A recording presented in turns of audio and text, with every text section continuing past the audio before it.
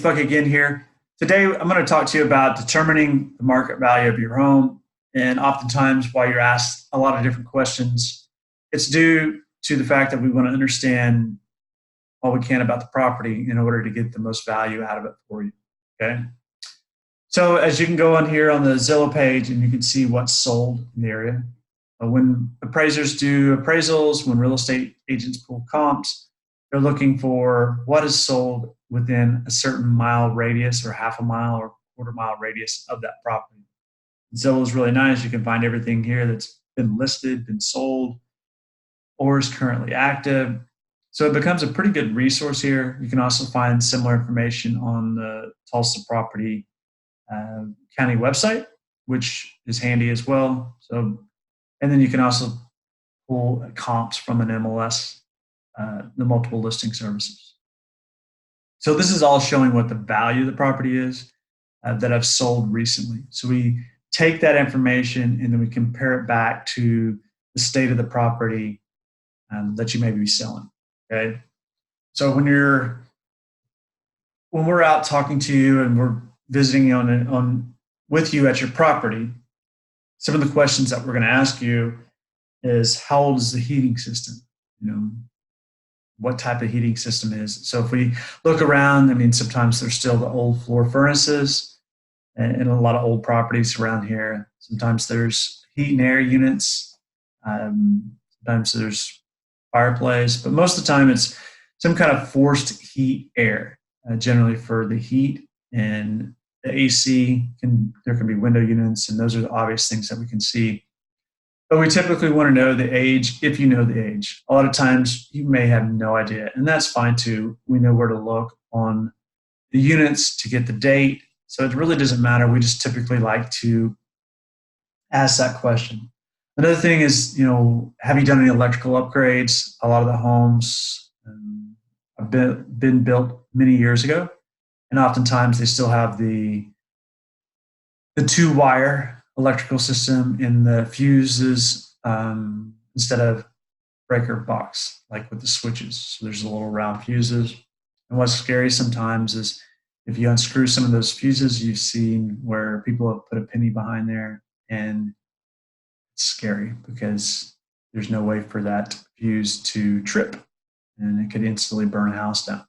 So I caution you, if you do have fuses, meaning the little round glass bulbs that screw in, I would pull those out to see if there's anything behind there, make sure that you don't have anything overriding that fuse, because it's designed to blow that fuse, and with a penny in the way, it would actually inhibit that, and it could cause electrical fire in your house. So safety point right there. The other thing I like to ask is, has there been any plumbing conditions? Is it good working order? A lot of these properties still have the cast iron in the home, and it can be quite costly when fixing these properties up. So we just want to get an idea if there's been any work done. And again, all these questions you may not know an answer, and that's fine. But just kind of be prepared that these are typical questions people will ask, and we would like to know about the property.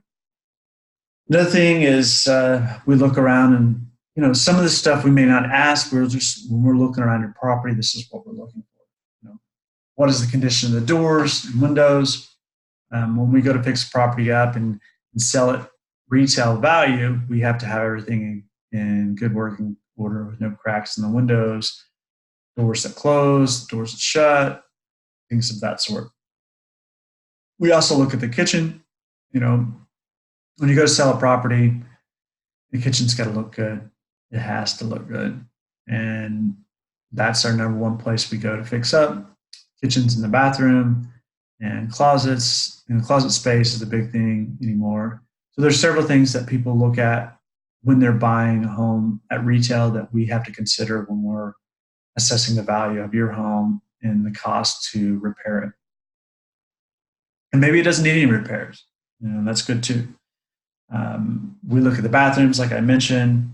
Another costly, there's really three big costs, right? The roof, depending on the size of the roof, it can cost between $6,000 and $20,000. The heat and air unit, those could be $5,000 to $10,000, depending if it's one unit or two units in the house. The hot water heaters $1,000. There's all these big costs associated. We look at the foundation. The foundation can be very, very expensive. A lot of these homes need foundation repairs. Some of the homes and in certain parts of this Tulsa have been built on slab, and there's not a good base in those areas. And there's a lot of cracking in the slab floor, and those are really difficult to repair.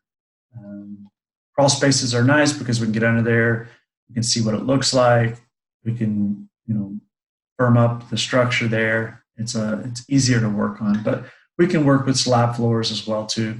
It just we prefer to have foundation homes, but if it's a property we're going to fix up and flip, we want to make sure everything's ready when we sell it to the next person. Another thing we look at is obviously the floor coverings. Is it wood floor? Is it laminate tile? Is it laminate flooring? All these things factor in. And then during this whole process, we're really just trying to assess the overall cost of our repairs. So once we've determined and inspected the property, then we'll fill out our form and kind of go through all the costs that it takes us to fix up this property. The good thing about my experience, I've fixed up many homes over the years. I've got a degree in construction. I've built 2 homes in high school from the ground up. Remodeled many different homes, so I can quickly see the repairs that it would take, and really just write you out a really good estimate on the cost of these repairs. And what we'll do is we'll put those into our 3-option offer that you'll be presented with and left with. That way you know how to get top dollar for your home. So another thing that we do is we inspect the exterior, just kind of do a walk around. We take a look at the landscaping. We look at any potential foundation problems again. We look for gutters. Is there water getting away from the property? We look for branches hanging over the house to make sure there's nothing that could damage the house. We have Oklahoma storms that just blow out of nowhere and big trees fall over and they make big messes. So we look at the lawn. We look at the drainage there. We look at the property fence. We check for cracks and erosion in the driveway. We definitely look if there's a pool, if there's anything that needs to be done there. If there's a fence around the pool, depending on where it is and where you're at. We'll look for the condition of the plumbing. We'll look where the main line comes into the house. It's called the weatherhead there. We'll look at the electrical outside to make sure there's nothing that's dangerous, maybe limbs hanging over. So all those things help us pull an evaluation of the exterior of the home. We'll look for paint or brick or whatever the exterior is and what our plan would be to bring it up to full market value. Okay. We'll look for settling in the house, deterioration, moisture rot. We'll look for signs of termites. We'll look for all these different things when we come out to look at your property, especially structural damage. We'll look at the walls of the exterior. There's many different types of sidings. There's masonite, there's stucco, there's wood, there's brick, there's batten board. There's so many different types of siding on the exterior house. But we'll be sure to look for wood rot. We'll look for holes in the house. You would be surprised how many holes are in houses where critters get in. Bats can get in there, and they're really nasty. They cause rabies. So there's all kinds of stuff that go into factor there. We'll look for additions, because if there's been additions to the property and it hasn't been disclosed to the city, we'll have to look for back permitting and things of that sort. So we want to make sure that we can sell the property in the future without any issues. Again, like I mentioned, we'll look for, is it a slab floor? Is it a foundation? We'll look for dips in the roof just to identify any structural issue with the roof. Oftentimes you can quickly see that, by looking at the roof, if there's dips or even, not necessarily dips, but shingles being popped up because there's stress on there that makes those nails come out or rafters bend. We'll look for leakage. We'll look for brown spots on the roof. We'll examine the porches, see if there's cracks in the porches. We'll look for decks, how they're attached to the house. if there's any potential causes of water damage. Sometimes people will add things to their home and they have no idea how it can affect with water and the damage water can cause in just a few short months or years. So those are a lot of things that we'll do when we examine the exterior of the house. We'll look for missing shingles. We'll look at the weather jacks to make sure the vents and stuff are in good shape. As we move to the interior of the house, we'll go room to room. We'll look for the outlets. We'll look for bad voltage coming out of those. We'll look for cracks in the windows on the interior. We'll look at the ceilings. We'll go in and look at the closets and the ceilings in the closet. That usually tells a story there. Sometimes people paint over leaks in their house and they don't paint over the ones in the closet. Okay. So we'll go through and look at the jambs, the doors. Surprising how much damage the doors receive in properties we look at. We'll look for the water stains, like I mentioned. We'll check the conditions of the walls for buckling, for cracks. We'll look at the ceilings for cracks. We'll look at the light fixtures. We'll, again, like I mentioned, water stains. That tells the issue. We'll look for buckling in the floor. Oftentimes that shows us water damage. Water kind of runs in and buckles the floor. We'll feel for soft spots.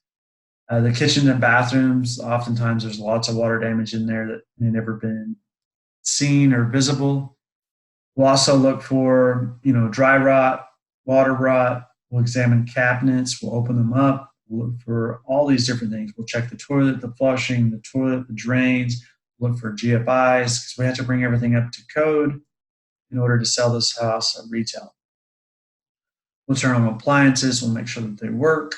We'll inspect inside the refrigerators, the ovens, the freezers. We'll determine if those are going to be left or not. We'll also crawl up in the attic. We'll check the basement, if there's a crawl space. We'll make sure there's enough insulation upstairs. You'll be surprised how many homes that don't have insulation. You guys have been paying bills for years overheating or overcooling a property where you could have just spent $100 and re-insulated the attic. Okay. The plumbing, electrical, and heating. We'll be turning on faucets. We'll check for those. We'll check for electric. Obviously, in the summertime, we can't turn on the heat if we're out there, and same as a reverse for the AC, but we'll check as much as we can. We'll look for signs of non-winterization, so cracked pipes where it could cause problems in the future. And sometimes these properties don't even have water or electric on. So we just have to do other types of our inspections when we go to examine the property. We'll look at the electrical system. We'll open up the breaker. We'll check those things. Even if the property doesn't have electricity, we'll look at the amps that's inside there, meaning how much capacity does this home have? Is there too many appliances for what electrical panel will hold? Would it pass code? If the inspector came out there, would he approve that? So those are the many of the different things that we look at. We'll check the outlets in the room. We'll make sure there's GFIs where there's water, meaning that in the kitchen and the sinks. We'll understand what heating system it is. Is it a floor furnace? Is it gas? Is it electric? We'll check out the hot water heater. Is it gas or electric? We'll look for corrosions around it. So any chance that they corrode. Another thing that we look at is there a drip pan for the hot water heater? You would be surprised how many hot water heaters don't have a pan underneath it in case they leak. And not only a pan, but you have to have an actual connection that will actually drain out the water if water gets into the pan, right? Because the pan, you got a 100-gallon water heater and you got a pan that will hold about 4 gallons, maybe 3 gallons, maybe 2 gallons, maybe just one. So that water has to go somewhere. So the idea of the pan is just to be a temporary holding until the water can drain out, okay? We look for, the type of AC systems. We'll look for, obviously most of the stuff in town is on sewer. We'll check for open wells. And all these things go in there, okay? We look at the kitchen. We look at the cabinets, what type of, modifications we need to make. Is it practical? Do they need paint? Do they need stain? Do they need replaced? We'll upgrade the countertops. If they're not granite, we have to upgrade everything. Are the appliance good, new, clean, stainless steel? Those things, we'll look through all those. In the bathrooms, we'll spend time in the bathtub looking for the condition of the bathtub, how old the tub is it stained, is it chipped, all those different things we have to address. And we'll make sure there's no missing tiles. The tiles are even. The caulk's good around the tub. The toilets, are they clean? Are they full of corrosion? Do they flush? You'd be surprised how many toilets don't flush or they have a jimmy rig around there. Also, we'll just kind of walk around and look at the overall curb appeal. I mean, what do you see when you pull up to this house? Is there some things that need to be changed, some landscape that need to be moved, trees that need to be cut down? Oftentimes those things, are taken into consideration in those costs. So after that, we'll crunch the numbers and we'll understand, what the value of the property is. We'll make a listing of all those things, and then we'll show you, what the property could be worth, and we'll show you the breakout of all these different costs. Okay. So we'll calculate all those items to fix up and to sell. And we went through a quick list there, but there's probably 1,000 different things we look for as we're going through your property. And then we put those into a factor and show you all the repair costs. So as we're going through all this, we want to really show you, here's what homes are selling for. Here's your repairs. This is the cost to close if you were going to use, the for sale by owner method. But when you sell us a property, we pay for all the closing costs, so you don't have that cost. And then we'll show you, what your net is. So you'll need to understand if you have a note on your mortgage, what that is. And we can pull everything else, like the back taxes, and see if everything's current there and all that. So you may or may not know that. But that's how we come up with the property and how we evaluate the property. We just have a huge checklist we review just to make sure everything's covered and we don't miss anything, because we want to give you a fair assessment of your property so you know exactly what your property is worth and how we can give you top dollar for that. Thank you very much.